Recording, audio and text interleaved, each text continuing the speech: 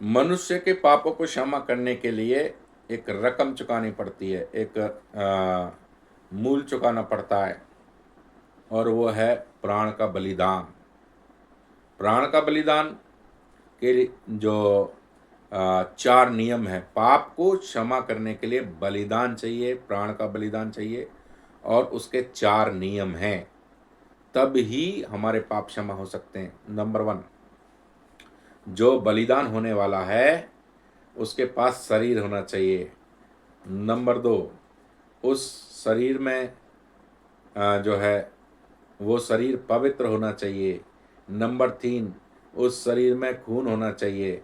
और नंबर 4, उस शरीर की हड्डी तोड़ी नहीं जानी चाहिए, वो काड़ा बेड़ा लंगड़ा लूला नहीं होना चाहिए। तो 4 नियम है पाप क्षमा के बलिदान के लिए।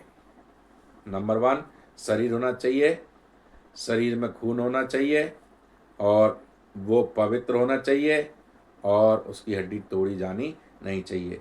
क्योंकि शरीर सबके पास में, मनुष्य के पास में, जानवरों के पास में, और ये चिड़ियों के पास में, सबके पास शरीर है, खून भी है, हड्डी भी है, पर पूरी पृथ्वी के लोग पापी हैं, शापित हैं। इसलिए धरती की कोई भी खून की चीज, कोई भी देह पाप को क्षमा नहीं कर सकती, पाप का बलिदान नहीं कर सकती। अब क्या हुआ, स्वर्ग के परमेश्वर ने, जो स्वर्ग का परमेश्वर था वो आत्मा में था, अब उसने देह पहनी, मनुष्य को के पापों का बलिदान चुकाने के लिए एक शरीर पहना, मनुष्य का शरीर पहना। शरीर पहनने से क्या हुआ, उसके पास एक देह आ गई, शरीर में खून होता है, शरीर में हड्डी होती है, और स्वर्ग का परमेश्वर पवित्र है। इसलिए चारों नियम स्वर्ग के परमेश्वर में हो जाते हैं। स्वर्ग का परमेश्वर जब पैदा हुआ, उस शरीर का नाम यीशु रखा गया, और यीशु ने अपनी जान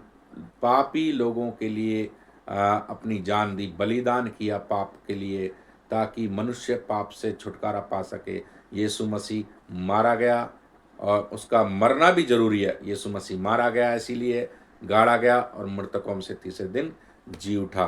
तो उद्धार धरती के किसी भी पुरुष और जानवरों के द्वारा नहीं है, यीशु मसीह के द्वारा पापों का बलिदान हुआ है। यीशु मसीह ने पापों का मूल चुकाया है, उसी के द्वारा मनुष्य जाति को पास में जो है मुक्ति है पापों की।